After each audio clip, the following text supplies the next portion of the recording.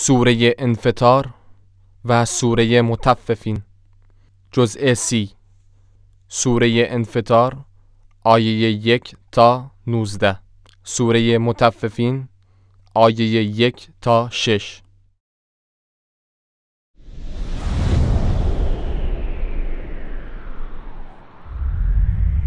اعوذ بالله من الشیطان الرجیم.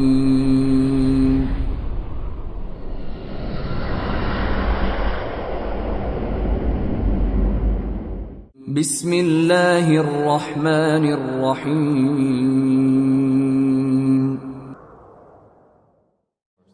اذا السماء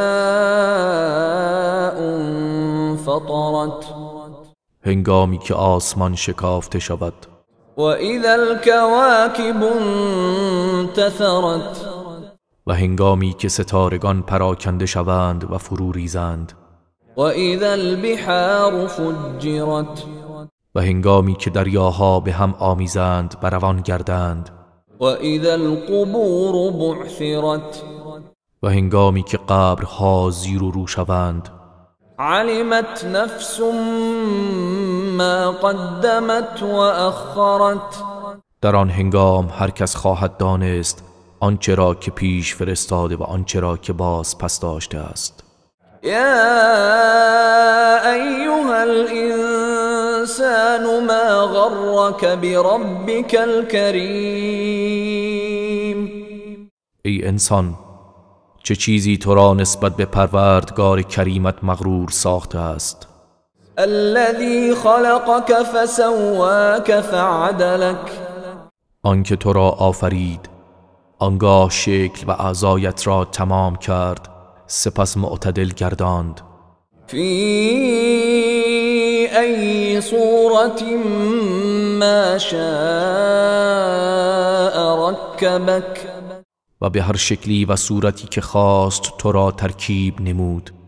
کلا بل تکذبون بالدین، هرگز چنین نیست که شما گمان می کنید، بلکه شما روز جزا را تکذیب می کنید.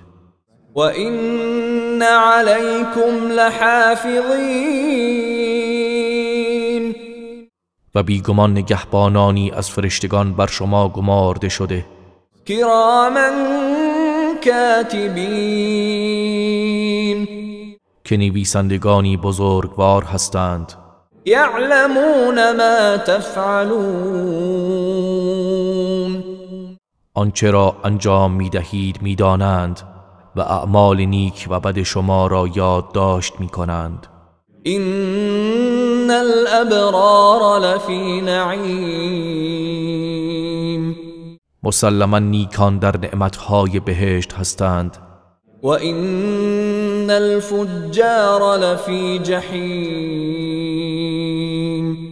و یقینا بدکاران در آتش جهنمند. یصلونها یوم الدین، روز جزا به آن درآیند و بسوزند. و ما هم عنها بغائبین،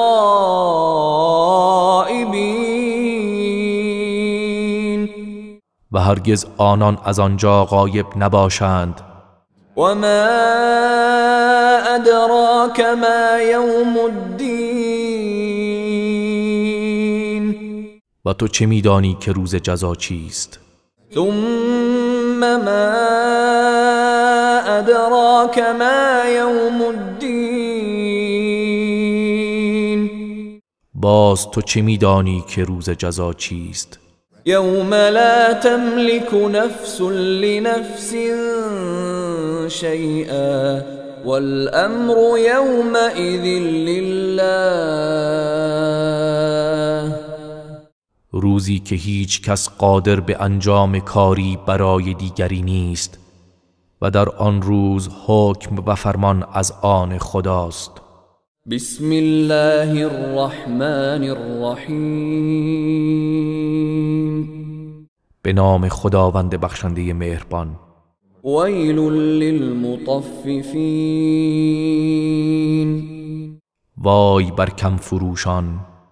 الذين إذا اكتالوا على الناس يستوفون کسانی که چون برای خود از مردم پیمانی می کنند حق خود را کامل می گیرند و اذا کالوهم او وزنوهم یخسرون و هنگامی که می خواهند برای آنان پیمانی یا وزن کنند کم می گذارند. الا یظن اولئک انهم مبعوثون آیا آنها گمان نمی کنند که قیامت فرا می رسد و از قبرها برانگیخته می شوند؟ لیوم عظیم در روزی بزرگ یوم یقوم الناس لرب العالمین همان روزی که مردم در پیشگاه پروردگار جهانیان می ایستند.